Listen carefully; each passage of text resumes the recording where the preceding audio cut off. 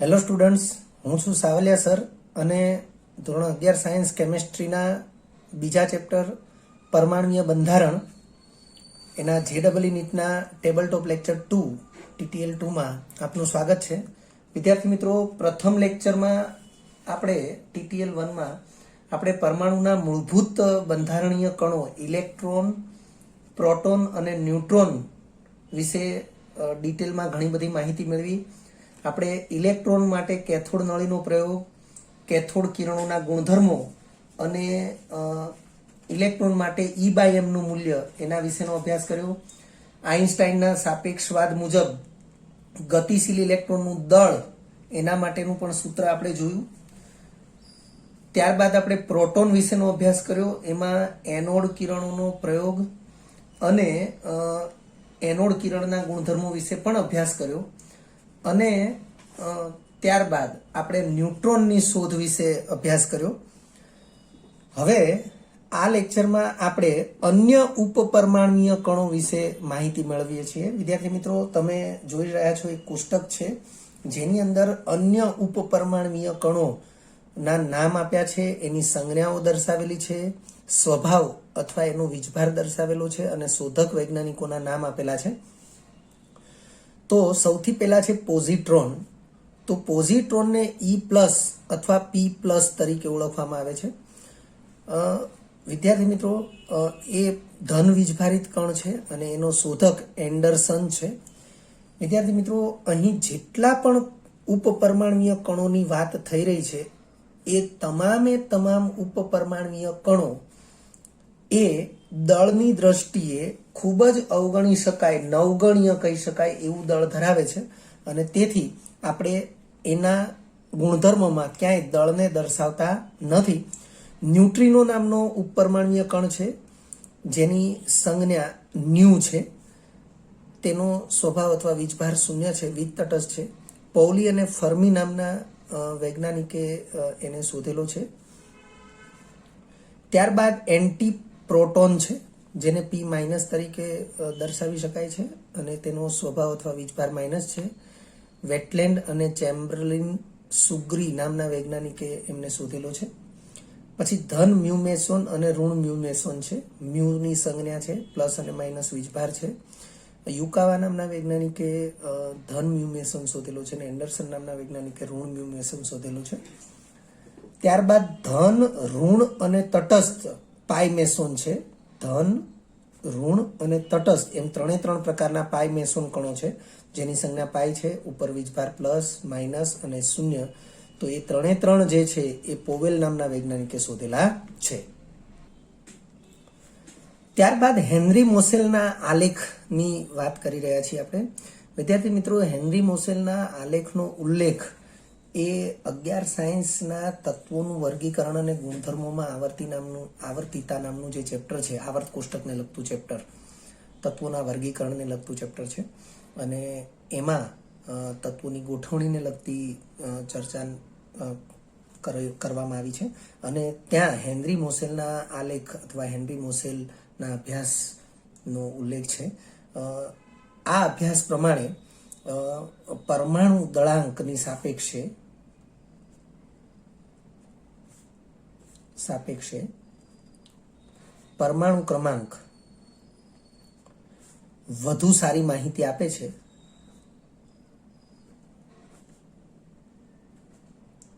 એ સ્પષ્ટતા થયેલી છે. મોસેલનું સૂત્ર છે √ν = A(Z-B). હવે જો એને અંદર ગુણીએ તો √ν = AZ-AB. બધી સંજ્ઞાઓ માટેની ઓળખ અહીંયા આપેલી છે.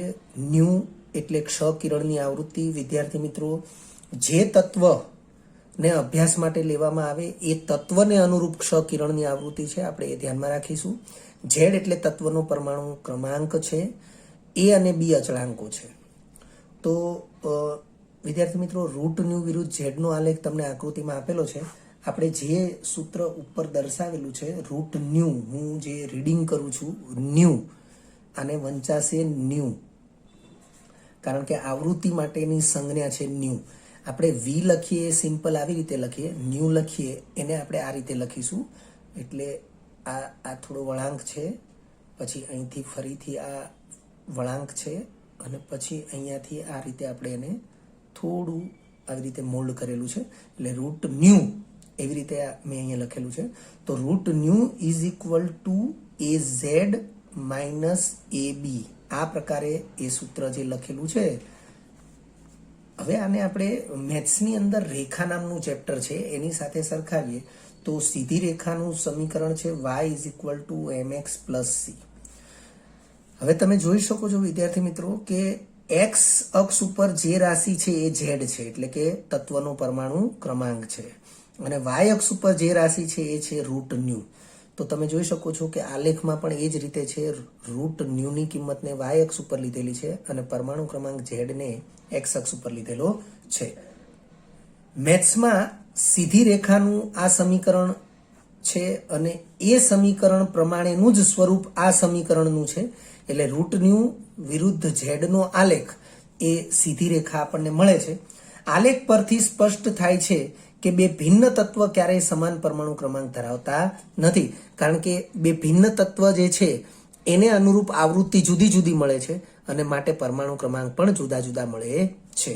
વિદ્યાર્થી મિત્રો, હવે આવા જ એક આલેખની વાત આપણે પરમાણુ દળાંક માટે પણ કરી શકીએ છીએ, કારણ કે હેનરી મોસેલે આ જ પ્રકારનું એક સૂત્ર root nu is equal to A into capital A, જ્યાં કેપિટલ A છે એ કેપિટલ A એ પરમાણુ દળાંક છે, પરંતુ આ આલેખ એટલે કે રૂટ ન્યુ વિરુદ્ધ પરમાણુ દળાંકનો આલેખ સીધી રેખા મળતી ન હતી.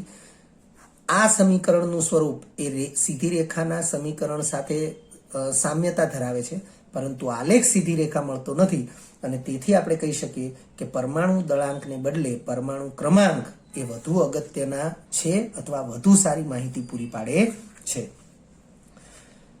ત્યારબાદ છે સરેરાશ પરમાણુ ભાર.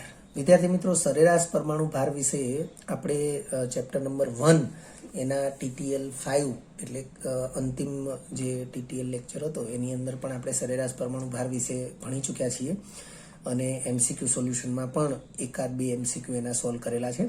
તત્વના સમસ્થાનિકોના પ્રાપ્તિ પ્રમાણ એટલે કે પ્રચુરતા ને આધારે તત્વના સરેરાશ પરમાણુ ભાર નક્કી થાય છે. એક ઉદાહરણની ચર્ચા છે, અને આવું જ ઉદાહરણ આપણે MCQ તરીકે પણ અભ્યાસમાં લીધેલું છે. ક્લોરીનના બે સમસ્થાનિકો છે, Cl35 અને Cl37, એટલે કે ક્લોરીન સમસ્થાનિક. સૌથી પહેલા તો વિદ્યાર્થી મિત્રો, સમસ્થાનિક એટલે પરમાણુ ક્રમાંક સમાન હોય પરંતુ પરમાણુ દળાંક જુદા જુદા હોય. તો ક્લોરીન પરમાણુ માટે પરમાણુ ક્રમાંક વિચારવામાં આવે, Cl માટે પરમાણુ ક્રમાંક Z બરાબર 17 થશે, પણ એના સમસ્થાનિકો માટે પરમાણુ દળાંક તો એક મૂલ્ય છે 35 અને બીજું મૂલ્ય છે 37. તો બે ભિન્ન સમસ્થાનિકો છે જેના પરમાણુ ક્રમાંક સમાન છે 17, પરંતુ પરમાણુ દળાંક જુદા જુદા છે. એટલે એવા પરમાણુઓને ક્લોરીનના સમસ્થાનિકો કહીશું. તો ક્લોરીનના સમસ્થાનિકો જે છે ક્લોરીન 35 અને ક્લોરીન 37, એનું પ્રાપ્તિ પ્રમાણ 3:1 છે, એટલે કે ક્લોરીન 35 75% મળે અને ક્લોરીન 37 25% મળે. તો ક્લોરીનનો સરેરાશ પરમાણુ ભાર આપણે કેવી રીતે નક્કી કરી શકીએ? તો 3 ગુણ્યા 35 વત્તા 1 ગુણ્યા 37 અને છેદમાં 3 વત્તા 1, તો 105 વત્તા 37 ભાગ્યા 4 એટલે કે 142 ભાગ્યા 4. તો આમ ક્લોરીનનો સરેરાશ પરમાણુ ભાર આપણને 35.5 ગ્રામ પ્રતિ મોલ મળશે. વિદ્યાર્થી મિત્રો, જુદી જુદી પરમાણુય સ્પીસીઝ વિશેનો અભ્યાસ આપણે કરીએ. જુદી જુદી પરમાણુય સ્પીસીઝ, તો જેમ અહીંયા સમસ્થાનિકો છે એ જુદી જુદી પરમાણુય સ્પીસીઝનો એક પ્રકાર છે, તો એવી રીતે અહીંયા સ્પીસીઝના બીજા પ્રકારો વિશે પણ આપણે અભ્યાસ કરીશું. એમાં સૌથી પહેલા સમસ્થાનિકો વિશેનો અભ્યાસ છે. સમસ્થાનિકોને આઇસોટોપ્સ કહેવાય. વિદ્યાર્થી મિત્રો, સમસ્થાનિકો નામને જ જ્યારે આપણે સમજીએ તો સમ એટલે સમાન, સ્થાન એટલે આવર્ત કોષ્ટકમાં જેના સ્થાન સમાન છે. જેમ કે ક્લોરીનના બે સમસ્થાનિક હોય, પણ આપણે આવર્ત કોષ્ટકમાં ક્લોરીનને દર્શાવવું હોય તો એના સમસ્થાનિકોને અલગ અલગ સ્થાનમાં દર્શાવી શકતા નથી. તો વિદ્યાર્થી મિત્રો, અહીં આઇસોટોપ્સ એટલે કે સમસ્થાનિકો માટે વ્યાખ્યા નથી આપી, ક્યાંય કોઈ પણ પ્રકારની સ્પીસીસ માટે વ્યાખ્યા આપેલી નહીં હોય, પરંતુ એમાં કઈ બાબત સમાનતા ધરાવે છે, કઈ બાબત જુદાપણું ધરાવે છે, અને એના ઉદાહરણો આપ્યા હશે.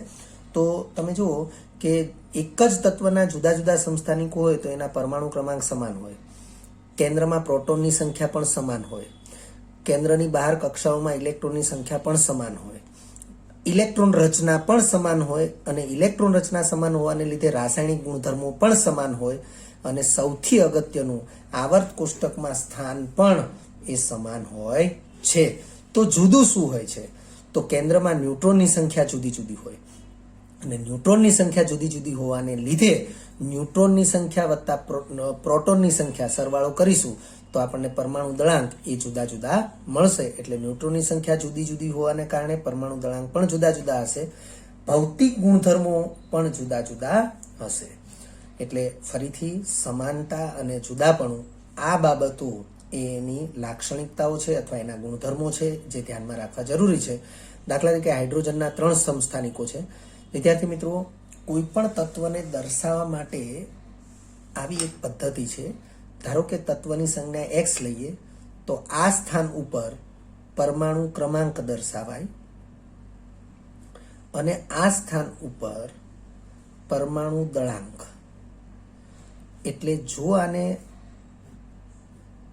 સંજ્ઞાત્મક રીતે દર્શાવીએ તો આ તત્વની સંજ્ઞા છે, આ સ્થાને z એટલે પરમાણુ ક્રમાંક લખાશે, આ સ્થાને કેપિટલ A એટલે પરમાણુ દળાંક લખાશે. તો અહીં તમે જોઈ શકો છો કે હાઇડ્રોજનના 3 સમસ્થાનિકો છે એને કેવી રીતે દર્શાવ્યા છે. તો 3ના પરમાણુ ક્રમાંક સમાન છે, પરંતુ પરમાણુ દળાંક તમે જોઈ શકો છો અનુક્રમે 1, 2 અને 3 છે. તો પહેલો સમસ્થાનિક છે એના કેન્દ્રમાં કોઈ ન્યુટ્રોન નથી, ફક્ત પ્રોટોન જ છે. આ ડ્યુટેરિયમ કહેવાય છે, આ ટ્રિટિયમ કહેવાય છે. ફક્ત હાઇડ્રોજનના સમસ્થાનિકો છે એને નામ આપી શકાય છે, બાકીના કોઈ પણ તત્વના સમસ્થાનિકોને નામ નથી અપાયા. આ રીતે સંજ્ઞાથી જ દર્શાવાય છે. ઓક્સિજનના 3 સમસ્થાનિકો દર્શાવેલા છે, 16, 17 અને 18. તો તમે જોઈ શકો છો કે ઓક્સિજનના કેન્દ્રમાં 8 પ્રોટોન, તો દરેક સમસ્થાનિકના કેન્દ્રમાં 8 પ્રોટોન છે. 16માંથી 8 બાદ કરીએ તો O16 એના કેન્દ્રમાં 8 ન્યુટ્રોન થશે, O17ના કેન્દ્રમાં 9 ન્યુટ્રોન થશે અને O18ના કેન્દ્રમાં 10 ન્યુટ્રોન થશે.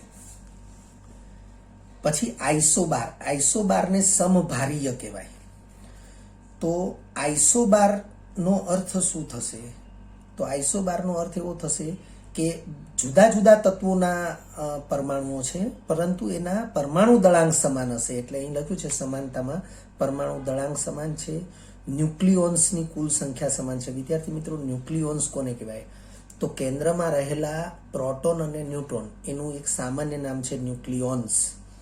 તો ન્યુક્લિયોન્સની સંખ્યા સમાન હોય એનો મતલબ પ્રોટોન અને ન્યુટ્રોનની સંખ્યાનો સરવાળો સમાન હોય. પ્રોટોન અને ન્યુટ્રોનની સંખ્યાનો સરવાળો છે એને આપણે પરમાણુ દળાંક તરીકે ઓળખીએ છીએ. પરમાણુ ક્રમાંક, તો પરમાણુ ક્રમાંક જુદા જુદા હોય, કારણ કે તત્વો જુદા જુદા હોય એટલે પરમાણુ ક્રમાંક જુદા જુદા હોય. પ્રોટોનની સંખ્યા જુદી જુદી હોય, ન્યુટ્રોનની સંખ્યા પણ જુદી જુદી હોય, ઇલેક્ટ્રોન સંખ્યા પણ જુદી જુદી હોય, અને તેના કારણે ઇલેક્ટ્રોન રચના પણ જુદી જુદી હોય. ઇલેક્ટ્રોન રચના જુદી જુદી હોવાને કારણે રાસાયણિક ગુણધર્મો પણ જુદા હશે, અને પ્રોટોન ન્યુટ્રોનની સંખ્યા બદલાય, પરમાણુ ક્રમાંક બદલાય, તત્વો બદલાય, એટલે ભૌતિક ગુણધર્મો પણ જુદા હોય છે. અને આવર્ત કોષ્ટકમાં સ્થાન તો જુદા જ હશે, કારણ કે પરમાણુ ક્રમાંક જુદા છે. વિદ્યાર્થી મિત્રો, અહીં તમને ખૂબ જ અગત્યના ઉદાહરણોમાં આર્ગોન, કેલ્શિયમ અને પોટેશિયમ. તો આર્ગન છે જેનો પરમાણુ ક્રમાંક 18 છે, પરંતુ એનો પરમાણુ દળાંક 40 છે. કેલ્શિયમ છે એનો પરમાણુ ક્રમાંક 20 છે અને એનો પરમાણુ દળાંક 40 છે. પોટેશિયમનો એક સમસ્થાનિક છે. વાસ્તવમાં પોટેશિયમનો પરમાણુ દળાંક 39 છે, પરંતુ અહીં તમને પોટેશિયમનો એક સમસ્થાનિક 40 આપ્યો છે. તો તમે જોઈ શકો છો કે 3 તત્વો જુદા જુદા છે. તો જુદા જુદા તત્વો હોવાથી પરમાણુ ક્રમાંક જુદા જુદા જ હોય, અને આવર્ત કોષ્ટકમાં સ્થાન પણ જુદા જુદા હોય, ઇલેક્ટ્રોન રચના પણ જુદી જુદી હોય અને ઇલેક્ટ્રોન રચના પણ જુદી હોય, એટલે રાસાયણિક ગુણધર્મો પણ જુદા હોય. પરંતુ તમે જોઈ શકો છો કે 3 તત્વોના પરમાણુ દળાંક સમાન છે. તો એવા જે તત્વો છે એને એકબીજાના આઇસોબાર એટલે કે સમભારીય કહેવાય. એ જ પ્રમાણે Xc તો એનો પરમાણુ ક્રમાંક 54 છે અને અહીંયા તમે જોઈ શકો છો કે BA તો એનો પરમાણુ ક્રમાંક 56 છે અને પરમાણુ દળાંક બંનેના 130 આપ્યા છે. ત્યાર પછીની જે સ્પીસીસ છે એ છે આઇસોટોન્સ. આઇસોટોનનો અર્થ થાય સમન્યુટ્રોનીય, એટલે કે કેન્દ્રમાં ન્યુટ્રોનની સંખ્યા સમાન હોય એવી સ્પીસીસ આઇસોટોન્સ કહેવાય છે. હવે એમાં કઈ બાબત સમાન હશે? તો આ જે કોલમ છે એ સમાન, તો ન્યુટ્રોનની સંખ્યા સમાન હશે. અને કઈ બાબતો જુદી જુદી હશે? તો પરમાણુ ક્રમાંક જુદા હશે, પરમાણુ દળાંક જુદા હશે. વિદ્યાર્થી મિત્રો, પરમાણુ ક્રમાંક જુદા હોવા એનો મતલબ જુદા જુદા જ તત્વો છે. પરમાણુ દળાંક જુદા છે, ઇલેક્ટ્રોન રચના જુદી છે. ઇલેક્ટ્રોન સંખ્યા જુદી હોવાને કારણે ઇલેક્ટ્રોન રચના જુદી થશે. રાસાયણિક ગુણધર્મો જુદા છે, ભૌતિક ગુણધર્મો જુદા છે. પરમાણુ ક્રમાંક જુદા છે એટલે તત્વો જુદા છે, એટલે આવર્ત કોષ્ટકમાં સ્થાન પણ જુદા જુદા છે. અહીંયા તમને ઉદાહરણ આપ્યું છે કે સિલિકોન, ફોસ્ફરસ અને સલ્ફર કે Si, P અને S પરમાણુ ક્રમાંક અનુક્રમે 14, 15 અને 16 છે. તો કેન્દ્રમાં પ્રોટોનની સંખ્યા 14, પ્રોટોનની સંખ્યા 15, પ્રોટોનની સંખ્યા 16. હવે તમે 30 માંથી 14 બાદ કરો તો 16 ન્યુટ્રોન થશે સિલિકોનના કેન્દ્રમાં. 31 માંથી 15 બાદ કરો તો ફોસ્ફરસના કેન્દ્રમાં પણ 16 ન્યુટ્રોન જ થયા. અને 32 માંથી 16 બાદ કરો તો સલ્ફરના કેન્દ્રમાં પણ 16 ન્યુટ્રોન થયા. એવી રીતે પોટેશિયમ અને કેલ્શિયમ એટલે કે K અને Ca પરમાણુ ક્રમાંક 19, પરમાણુ ક્રમાંક 20, એના પરમાણુ દળાંક 39 અને 40 છે. 39 માંથી 19 બાદ કરો તો 20 ન્યુટ્રોન થશે. એમ 40 માંથી 20 બાદ કરો તો અહીંયા પણ 20 ન્યુટ્રોન થશે. એટલે બંનેના કેન્દ્રમાં 20 ન્યુટ્રોન છે. એવી રીતે કાર્બનનો સમસ્થાનિક છે C13 અને નાઇટ્રોજન 14. તો 13 માંથી 6 બાદ કરશો તો 7. તો કાર્બન સમસ્થાનિક 13 ના કેન્દ્રમાં 7 ન્યુટ્રોન છે. એમ નાઇટ્રોજનના કેન્દ્રમાં પણ 7 ન્યુટ્રોન છે, એટલે સમન્યુટ્રોનીય કહેવાશે. એવી રીતે છે આઇસોડિફર્સ. વિદ્યાર્થી મિત્રો, હવે જે આ જે સ્પીસીઝ આવી રહી છે એ થોડી વધારે કાળજીપૂર્વક ધ્યાનમાં લેજો. આઇસોડિફર્સ, તો આઇસોડિફર્સમાં સમાન શું છે? તો આઇસોટોપિક આંક સમાન છે. એટલે આઇસોડિફર્સની વ્યાખ્યા જેવી થશે કે જે તત્વોના આઇસોટોપિક આંક સમાન હોય તે તત્વોને એકબીજાના આઇસોડિફર્સ કહેવાય. હવે આ આઇસોટોપિક આંક શું છે? તો આઇસોટોપિક આંક બરાબર તમે જોઈ શકો છો ન્યુટ્રોનની સંખ્યા માઇનસ પરમાણુ ક્રમાંક એટલે કે પ્રોટોનની સંખ્યા. હવે એ જ સૂત્ર બીજી રીતે કહીએ તો પરમાણુ દળાંક માઇનસ 2 વખત એટલે 2 ગુણ્યા પરમાણુ ક્રમાંક એટલે કે પ્રોટોનની સંખ્યા. તો આઇસોટોપિક આંક સમાન હશે, પરંતુ જુદું શું છે? તો પરમાણુ ક્રમાંક જુદું છે, પરમાણુ દળાંક જુદા છે, ઇલેક્ટ્રોન, પ્રોટોન અને ન્યુટ્રોનની સંખ્યા છે એ જુદી છે, ભૌતિક અને રાસાયણિક ગુણધર્મો પણ જુદા છે, ઇલેક્ટ્રોન રચના પણ જુદી છે. જેમ કે U અને TH, યુરેનિયમ અને થોરિયમ. તો પરમાણુ ક્રમાંક 92 છે અને પરમાણુ ક્રમાંક 90 છે. હવે તમે વિદ્યાર્થી મિત્રો તમે જોઈ શકો છો કે યુરેનિયમ, તો યુરેનિયમ 92 અને 235 એનો પરમાણુ દળાંક છે. એવી રીતે થોરિયમ છે એનો પરમાણુ ક્રમાંક 90 છે અને 231 એનો પરમાણુ દળાંક છે. તો પરમાણુ દળાંક એમાંથી 2 વખત પરમાણુ ક્રમાંક બાદ કરવાનો. તો 231 માઇનસ 2 કૌંસમાં 90.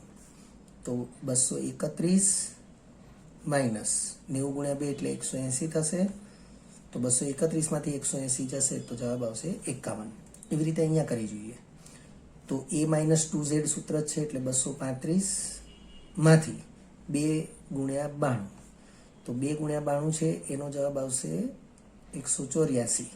તો 235 માંથી 184 બાદ કરીએ એટલે ત્યાં પણ જવાબ આવશે 51. આ જે છે એને આઇસોડિફર્સ આંક કહેવાય. તો બંનેમાં આઇસોડિફર્સ આંક સરખા છે એટલે આ બંને તત્વો એકબીજાના આઇસોડિફર્સ કહેવાશે. આઇસોટોપિક આંક સમાન છે એટલે એને એકબીજાના આઇસોડિફર્સ કહેવાશે. વિદ્યાર્થી મિત્રો, હવે આપણને એવો પ્રશ્ન થાય કે આવા બધા આઇસોટોપિક આંક ને આ બધાનું શું મહત્વ છે? તો જે રીતે રાસાયણિક પ્રક્રિયાઓ છે એ રીતે કેન્દ્રીય પ્રક્રિયાઓ પણ થાય છે અને કેન્દ્રીય પ્રક્રિયાઓમાં આ બધા જે ગુણધર્મો છે એનો અભ્યાસ ખૂબ જ અગત્યનો છે.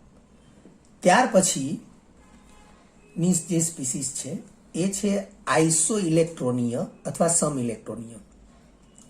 વિદ્યાર્થી મિત્રો, સમાન શું છે? તો ઇલેક્ટ્રોન સંખ્યા સમાન છે. ઇલેક્ટ્રોન સંખ્યા સમાન હોવાને લીધે ઇલેક્ટ્રોન રચના પણ સમાન હોઈ શકે છે. સ્પીસીઝ એ પરમાણુ કે એક પરમાણુય આયન પ્રકારની પણ હોઈ શકે છે. અહીંયા જે આપણે આઇસો ઇલેક્ટ્રોનીય સ્પીસીઝની વાત કરી રહ્યા છીએ એ સ્પીસીઝ પરમાણુ પ્રકારની હોય કે એક પરમાણુય આયન પણ હોય અથવા બહુપરમાણુય આયન પ્રકારની પણ હોઈ શકે. પરમાણુ ક્રમાંક જુદા જુદા હશે જો પરમાણુય સ્પીસીઝ હશે તોની વાત છે. પરમાણુ દળાંક જુદા જુદા હશે અથવા જો અણુ પ્રકારની સ્પીસીઝ હશે તો આણ્વીય દળ એ જુદા જુદા હશે અને રાસાયણિક ગુણધર્મો તો જુદા જુદા જ હશે. જેમ કે તમે અહીંયા જોઈ શકો છો O-2. વિદ્યાર્થી મિત્રો, આઇસો ઇલેક્ટ્રોનીય ખૂબ ધ્યાનમાં રાખજો, ખાસ ધ્યાનમાં રાખજો, કારણ કે આના પરના MCQ પૂછાતા હોય છે. O-2, F-1, Ne, Na+, Mg2+, આ બધી જે સ્પીસીઝ છે એ બધા 10 ઇલેક્ટ્રોન ધરાવતા જે સ્પીસીઝ છે અને તેથી એ બધાને એકબીજાના આઇસો ઇલેક્ટ્રોનીય કહેવાશે. આપણે એ બાબતને આ રીતે સમજી શકીએ, જેમ કે ઓક્સિજન છે તો ઓક્સિજનનો પરમાણુ ક્રમાંક Z બરાબર 8 છે, એની ઇલેક્ટ્રોન રચના 2, 6 થશે. પણ O-2 વીજભારિત બન્યો તો એણે 2 ઇલેક્ટ્રોન મેળવેલા હોય અને 2 ઇલેક્ટ્રોન મેળવેલી સ્થિતિમાં 6 + 2 એટલે કે અહીંયા 8 ઇલેક્ટ્રોન થશે, એટલે ટોટલ 10 ઇલેક્ટ્રોન થઈ જશે.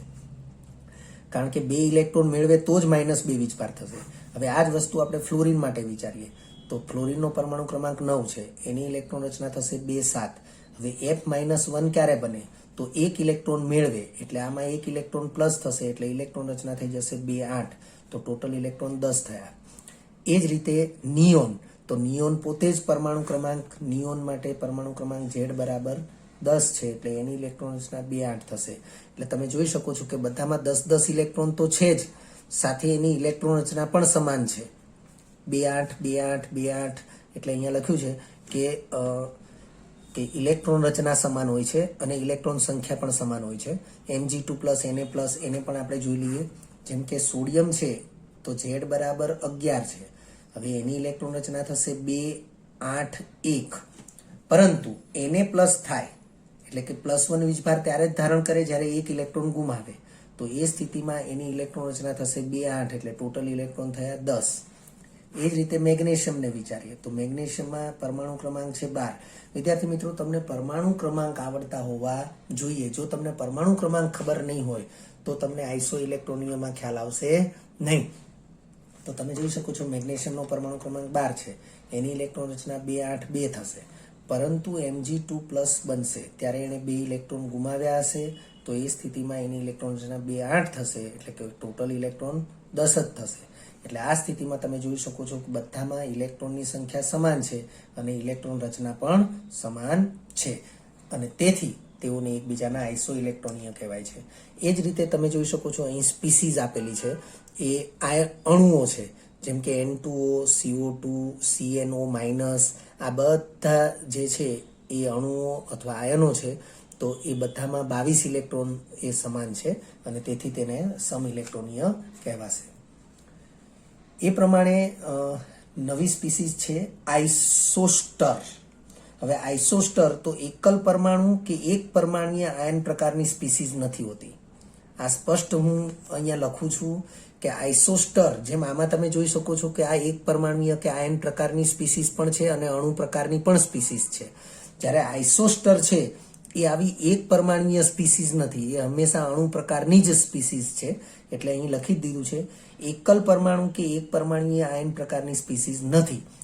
હવે એમાં સમાન શું છે? તો પરમાણુ સંખ્યા સમાન છે અને ઇલેક્ટ્રોન સંખ્યા સમાન છે. જુદું શું છે? તો ભૌતિક અને રાસાયણિક ગુણધર્મો જુદા છે અને પરમાણુના પ્રકાર જુદા છે. તમે જોઈ શકો છો N2 અને CO. તો N2માં નાઇટ્રોજનના 2 પરમાણુ છે, CO તો એમાં એક કાર્બન અને એક ઓક્સિજનનો પરમાણુ છે. તો આમાં પણ 2 પરમાણુ છે, આમાંય 2 પરમાણુ છે. તો પરમાણુ સંખ્યા સમાન થઈ. ઇલેક્ટ્રોન સંખ્યા વિચારીએ તો નાઇટ્રોજન N2, તો એક નાઇટ્રોજનના 2 નાઇટ્રોજન છે, એક નાઇટ્રોજનના 7 ઇલેક્ટ્રોન હોય એટલે 14 ઇલેક્ટ્રોન થશે. એવી રીતે CO તો કાર્બનના 6 ઇલેક્ટ્રોન ને ઓક્સિજનના 8 ઇલેક્ટ્રોન, તો ત્યાં પણ 14 ઇલેક્ટ્રોન થયા. એટલે પરમાણુ સંખ્યા બંનેમાં 2-2 છે અને ઇલેક્ટ્રોન સંખ્યા પણ સરખી છે. એટલે પરમાણુ સંખ્યા સમાન હોય, ઇલેક્ટ્રોન સંખ્યા પણ સમાન હોય. એવી રીતે તમે જોઈ શકો છો CO2 N2O. તો CO2 અને N2O તો પરમાણુ સંખ્યા 3-3 છે અને ઇલેક્ટ્રોન સંખ્યા એમાં 22-22 થશે. તમે ગણી શકો છો જાતે પણ. જેમ કે CO2 તો કાર્બનના 6 ઇલેક્ટ્રોન થશે અને વત્તા 2 વખત ઓક્સિજનના ઇલેક્ટ્રોન, તો 8 દુ 16 વત્તા 6 કરીએ, 6 વત્તા 16 એટલે 22 ઇલેક્ટ્રોન થશે. તો 22 ઇલેક્ટ્રોન થશે CO2 ના. એવી જ રીતે N2O ના ગણીએ આપણે, તો નાઇટ્રોજન 2 વખત છે, નાઇટ્રોજનના 7 ઇલેક્ટ્રોન હોય, ઓક્સિજનના 8 હોય, તો 7 દુ 14 અને 14 વત્તા 8 કરીએ એટલે ત્યાં પણ 22 ઇલેક્ટ્રોન થશે. એટલે લખ્યું છે એ પ્રમાણે પરમાણુ સંખ્યા સમાન છે. CO2માં 3 પરમાણુ છે, N2Oમાં પણ 3 પરમાણુ છે. એવી રીતે અન્ય ઉદાહરણો છે HCl અને F2CaO અને MgS. વિદ્યાર્થી મિત્રો, અહીં આપણે ન્યુક્લિયોન્સ વિશેની સ્પષ્ટતા કરીએ છીએ. પરમાણુના દળ માટે જવાબદાર મૂળભૂત કેન્દ્રીય કણો, કેન્દ્રીય કણોનો મતલબ કે પરમાણુ કેન્દ્રમાં રહેલા કણો, એને ન્યુક્લિયોન્સ કહેવાશે. અને ન્યુક્લિયોન્સ એટલે પાછા દળ માટે પણ જવાબદાર. તો આપણને ખ્યાલ જ છે કે પ્રોટોન અને ન્યુટ્રોન એ પરમાણુના કેન્દ્રમાં રહેલા કણો છે અને ઉપરાંત એ પરમાણુ દળ નક્કી કરવા માટે ધ્યાનમાં લેવાતા કણો છે. એટલે ન્યુક્લિયોન્સ માટે ફરીથી વિધાનને ધ્યાનમાં લઈશું. પરમાણુના દળ માટે જવાબદાર એવા મૂળભૂત કેન્દ્રીય કણોને ન્યુક્લિયોન્સ કહે છે. દાખલા તરીકે પ્રોટોન અને ન્યુટ્રોન.